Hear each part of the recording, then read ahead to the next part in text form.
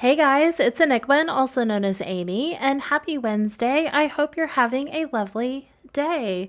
This is a small-ish family home in Windenburg. It's 3 bedroom, 1 bathroom, so it's not tiny, but it's definitely not meant for, more than 4 people. So it's like a mid-range, I guess. But it is in Windenburg. It's not a Tudor style home. It's not a cottage or anything like that. I don't really know what style this would be considered, to be totally honest. I didn't use any sort of reference image or anything like that. I just sort of like plopped down on this lot and I built something that I thought looked like it fit. I don't know. That's the best I got. So I'm kind of fiddling with the exterior here. The roofing was a little bit tricky in the beginning. I eventually got to the point where I'm like, okay, it's all fitting together, but it did take me a bit. So you have that longer roof piece in the back. Initially, I had a longer piece in the front as well, but then that limited my floor plan, and I really wanted there to be more than 1 bedroom. I feel like when I build houses, it's either a 1 bedroom home with like a twin bed or it's like a 5 bedroom home and I'm like, what have I done to myself? So, actually I don't think I've ever built a 5 bedroom home. Not that you guys have seen, but I either build them way too big or I build them way too small. And I typically tend to go for the smaller homes, not necessarily the tiny homes, but I don't know. I'm a little bit more comfortable with that for whatever reason.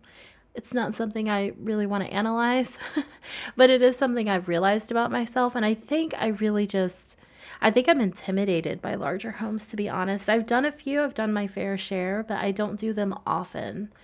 Like, that's just a lot of detail. And it's kind of, yeah, it's intimidating. I'm not even afraid to say that. It's intimidating. So I do go ahead and do the floor plan on camera. This was to kind of place the stairs and be able to place the windows appropriately. The back of this is so long that there was no way I could just place stuff without knowing what was going to go where.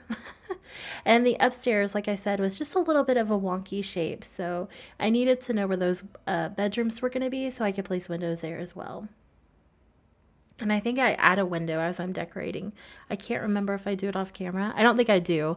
I don't include the upstairs landing area because it ends up being like a 2 by 2 space. And I don't honestly know if I even decorated it. I can't remember. If I did, I placed like a painting as my email goes off. Hopefully you did not hear that. But yeah, so I didn't include that, but I do include the entryway and literally everything else is included. That was the one thing where I was like, and there is a little bit of decorative choices that I made for the exterior that I did off camera. I like swapped a couple of things out, which you'll see in the screenshots, but the rest of it stays the same. So we're starting to kind of decorate the lot here. I do pull out this debug fencing. It's what's used in the world around, and honestly it's one of my favorite ones. So I just kind of rotated the pieces that have the greenery around it and the pieces that don't, just to kind of make it look like some of it's overgrown but not all of it is. I don't know why, but that just felt really important to me. And then over here to the right, you can see there's like, I believe that's like a 4 by 20 space. I decided not to make that part of the yard. If you want more space for activities, you can just move the fence pieces over and you've got a little bit of room there, not a ton. But I decided to make that look more like it was part of the surrounding landscape and not really part of the home itself. I can't really rationalize why I did that, but I definitely did it. It was a conscious choice. I just don't know the reasoning behind it. It just felt right, which is a little bit of a cop out to say, but here we are. And then most of this landscaping is debug landscaping. I don't honestly think I use a single plant that wasn't debugged. So this house isn't super expensive. It's not super cheap either. I don't want you to like think it's like 30K or something like that. I think it ended up being like 113K. But I mean, like, I could have done worse. Let me be real. I like debug plants, but sometimes they're just it's almost like the resolution is just not as great, you know? And then sometimes they leave those little like shadowy marks, and that's just not the vibe. It just depends on what's going on, you know? I did have to move the stairs several times because I work in quadrants. I don't know if you guys have noticed, but I work on a piece and then move on. And sometimes I'll place, I'll put things back the way they were and not even realize that I'm going to have to do it like the same thing on the opposite side of the home. And I'm like, oh yeah. And I'll have to move it again. That I would say that's something I'm working on. It's not. That's just one of those little details I can't remember. It never sticks in my brain until I have to do it. And then I'm like, yeah. So I'm not going to fight myself on it. I'm just going to roll with it. But that's why I do that. I forget, honestly. I am going through and pulling out more of these debug grass details from Cottage Living. I love the mushrooms. I'm not even going to lie to you. They spark all the joy. And the little grass details that they gave us, like some of them come with flowers and those are pretty, but just the plain grass, love it. Love it. I wish all of the grass looked like that. It's so textured and it just makes me very, very happy. I'm then placing a little bit of decoration, I don't know, around the lot. I did pull things from Seasons, Spooky Day, and I believe that actually might be it. Oh, Cottage Living. Cottage Living came in clutch. I'm just saying, like a lot of their debug items are just on point. They're phenomenal. Like these hay bales. I know I did this for the barn build, and I think I did this for the last, like the tiny home as well. Stacking them, my favorite thing to do. Placing the pumpkins beside it, also my favorite thing to do. I am then taking these pumpkins. I believe these are the carved. No, they're not the carved ones. These are the ones from Seasons that are just decorative. I use the lights from Laundry Day that just have the light bulb, and I raise the pumpkins up to make it look like the little pole part of the light is part of the hanging fixture. You don't see the light shine through or anything like that, and that wasn't the goal. I just needed something that would suspend. But I wanted that to kind of look like not really like a lantern, but maybe like a DIY craft. Like they've made these and they've hung them themselves. That was kind of the goal. And then I hung these streamers and I hung a banner, but I actually replaced that banner with I guess it's like garland. It's a hanging thing that looks like it's got little, I don't really know what it is. It's not a streamer. I don't know what it's called, but you'll see it in the screenshots. I don't leave the banner though because it ended up being a little too clunky for the front. Then I go through and just add some pumpkins. I actually moved that spider to the window upstairs, which I think is something I do off camera. I give them the pumpkin carving table because it is Halloween in my head. I throw in a planter because it wouldn't be my build if there wasn't at least one planter box. And then I just throw a couch down here. And that's pretty much it for this portion of the exterior. And then I realized I didn't touch the upper portion at all. And so I'm going through, I'm adding some greenery to the sides. I'm adding these rain pipes. What do you guys call those? I've always called them rain pipes, but I add a few of those to the side just to kind of make it a little bit more dynamic. More of this greenery is coming. And I also layer it with red. That's just to kind of emphasize that it's fall. But I don't do it everywhere. And then I do add some to the back. I didn't landscape the back at all. It's one tile wide. It felt like a waste. So that is blank. I'm not going to lie to you. I'm not going to pretend. And then we jump straight into the bathroom. Now, this bathroom ends up being kind of cluttered, but also like in a comfortable way, I guess. I used a lot of greens, yellows, blues in this home, which is not abnormal for me. I'm going to be honest. I don't tend to go towards the warmer toned. I just don't. I just kind of live in that cool toned zone, but I do like yellow. I love a pop of yellow. But I am just going through making it really look like a family bathroom, or trying to. So we have the like hair clutter. We've got some soap that I'm adding into the tub to make it look like multiple people are using multiple products.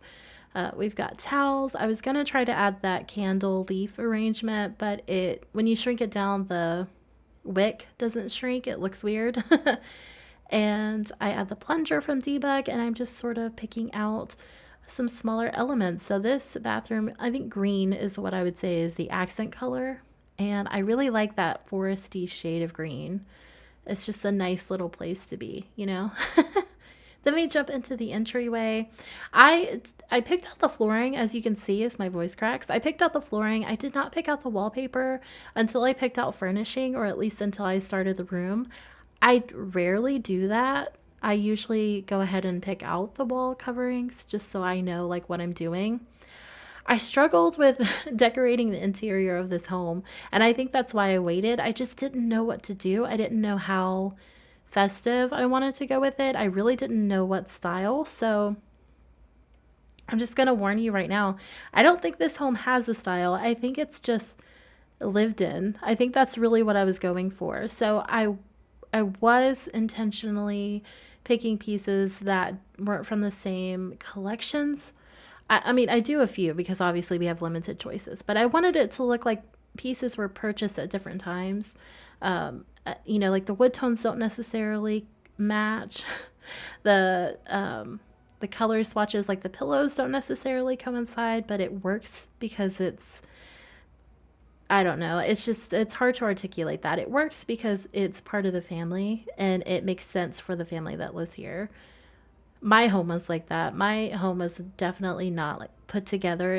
It was not going to be in some sort of style magazine or anything like that when I was growing up. It was just, it was comfortable. It was comfortable and it was functional, and there were like aspects that were cute, but mostly function was the primary goal. I decided to make this little area off of the entryway a family computer room type thing. It really wasn't big enough for a living room. It wasn't going to be big enough for the kitchen. And then I had this ginormous space in the back.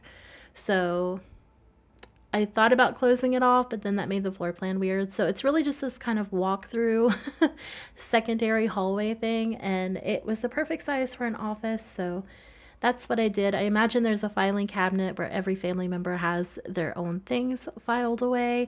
And I add a ton of plants to a very small space, but that's okay because that's one of the things that brings me joy. I would love to have plants everywhere, but I don't have a green thumb and I usually kill plants, so I have to use fake ones. It is what it is. Then we start on the kitchen here, and I did use the, what is this, Jungle Adventures cabinets. I used different color cabinets than countertops. I liked I'm going to say juxtaposition. I'm going to use that word. I like the juxtaposition of the dark lower cabinets with the white upper cabinets.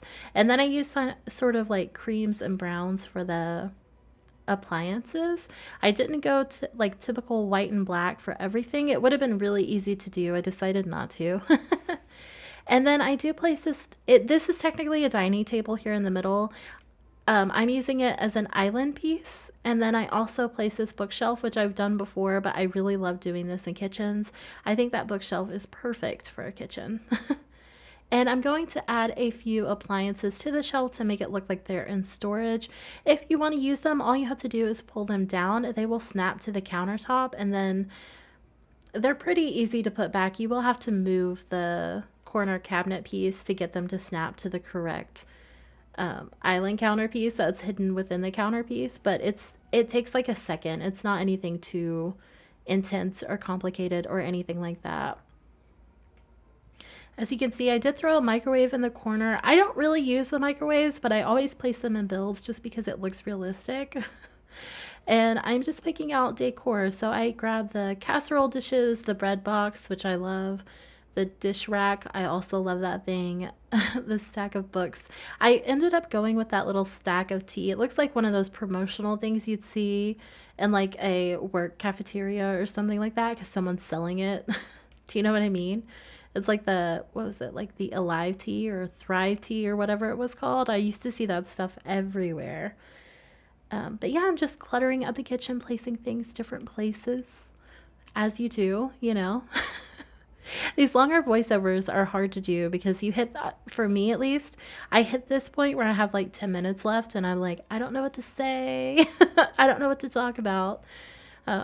As you can hear, though, from my voice, I am feeling better. I think I'm a little bit nasally still, but I'm from the South, so I think that's just my state of being. We're very nasally here. That's what gives us a twang, which I try my hardest to suppress, and I know it doesn't work, but it's fine. We're fine. It's all good. I'm not like insecure about the twang or like self-conscious of it or anything. I just speak softly and I speak really quickly. So I try to enunciate and try not to let it take over. So I'm adding the finishing touches here on the kitchen. I do a thing here in just a second. Okay, never mind. It's going to come up in a minute. I've seen my friend April do it like quite a few times, and I always forget. It's like instantaneous. Like she does it. I'm like, oh, that's such a good idea. And then I never think about it again. And I thought about it here and I was like, doing it. I'm doing it. And she takes one of the dine out menus, that the standing menus that you usually place in front of like a podium, like the wait station or something, and she like places it into the countertop to make it look like it's one of those like smart pad things. Do you know what I'm talking about? It's like the Google Homes that give you like cooking instructions, like real time, whatever. I love that right there. I love that. And it matched, that swatch matched my little like utensil holder. So I was like, I have to do it now. And I like that. That's a fun little detail that sparked joy for me. And then here right next to this window, I was going to add a seat. It looked a little too weird, so I decided to go with this console table. There's not a ton of storage in this home, so I figure they have to just kind of get storage where they can. So I went ahead and placed that. I placed a few decorations on top, some pictures, and then we go for the wall covering, or wallpaper. I don't know why I'm saying wall covering, but we go for the wallpaper, and then we move into the living room. Now, I did know which wallpaper I was going to use here, because the second I placed the wallpaper that's in the hallway, I was like, I'm gonna end up using the paranormal stuff wallpaper in the living room. It's gonna happen. And it did. I struggled in here the most because I had a clear idea of what kind of theme I wanted to go for, sort of. And none of the wood tones corresponded with any of the pieces I picked out. So they're all different. And I decided I just had to ignore it. And at the end of it all, I think it looks really good. Like I was pleased with the end result. But in the process of making this, I was not confident. And I thought for sure I was going to have to scrap this entire room. I'm glad I didn't, because I ended up loving it. But it was a journey. And please allow me to point out that stuffed bear, when you size it down, its eyes disappear. I don't know if you saw me messing with it, but I was shooketh. Did not like that. I placed that little jazz picture above the piano. I think this family in particular is really into music. I think maybe the child isn't. I haven't even talked about the family, have I? So it's a 4-person family. It's two parents. They can be mom and mom, dad and dad, mom and dad, whatever combination you want to use. But it's 2 parents, a teen daughter, and then a child. Now the child can be either gender. I think the room is fairly neutral. I think the teen's room is definitely girly, but that's just my perception. It really doesn't matter because items aren't gendered. Like what you like. That's all I'm going to say on that. But yeah, so I think they're all kind of into music, but I also think there's a pretty good love of all creativity in general. So that was just kind of what I was picturing here. So I do give them a standing piano. That was a long-winded way of explaining why there's a piano and a jazz picture. But yeah, so there's that. And there's several instruments throughout the home. So for the fireplace area, I wanted the couch to be facing it, or to at least have a chair facing it. I couldn't make it work. The room was too small. So it is kind of like awkward in the side. I'm thinking it's probably just the original one. Like maybe that's where the original kitchen was. And I'm going to point this out. I did place the cottage living bucket, and then I placed the grill utensils in it to make it look like fireplace tools. So that's what was happening there. If it looks awkward and weird to you, feel free to remove that. Then we jump upstairs, and this is the teens room. Like I said, I'm picturing a girl here. I think she's definitely going through her boy band phase. We've all been there. I'm still there. I'm not even going to lie to you. I'm still there. I loved One Direction. I love the Backstreet Boys. I love Hanson. I loved, was it Los Lonely Boys? There's many more. I didn't like NSYNC. Don't yell at me. I didn't care for them. But yeah, I think she's going through that now. I think she's probably around 14. I think she's still kind of in that younger teen age range. I don't think she's older. So she's really just kind of picking and choosing things to kind of figure out what her style is. So her room doesn't really make sense, but it also does, right? Like her family's letting her choose what goes in it. And she's like, all right, free reign, bet. Then we head into the kids' room, and I don't like the shade of green. I'm going to be honest with you. This would make me very anxious if this was my room. However, I stand by my decision. But yeah, so this room could be for male or female. I didn't really have a clear idea what the younger child looked like. I just knew that there was one in my storyline loosely.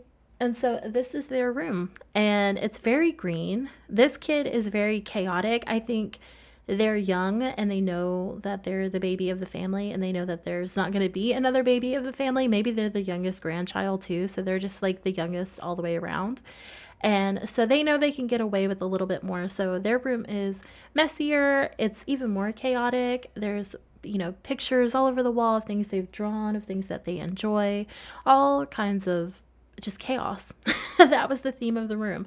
I do throw in some school projects, some decorative items. I do size down the toy box, so I place some toys outside of it. I don't have a test child sim, so I don't actually know if they can use a size down toy box. That's why I always place miscellaneous toys so that they have access to them. So I should probably test that instead of admitting that I have no idea. One of these days I'll remember to do that.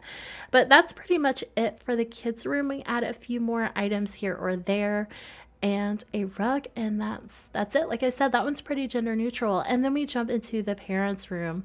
This one is kind of more of the same. It's also a little bit gender neutral, or not, gender neutral. It's a little bit more tamed than the other two rooms, but it's still using a lot of the same color schemes. And it turns out to be a really simple but lovely room. And on that note, I'm going to leave you guys here. As always, feel free to leave a like or a comment down below letting me know what you think. You can also subscribe if that's something that would spark joy for you. I will be posting the screenshots on Instagram if you want to head over there and check those out. In the meantime, I hope you have a lovely day and a lovely rest of your week, and I will see you on Saturday with my next video. Bye, guys.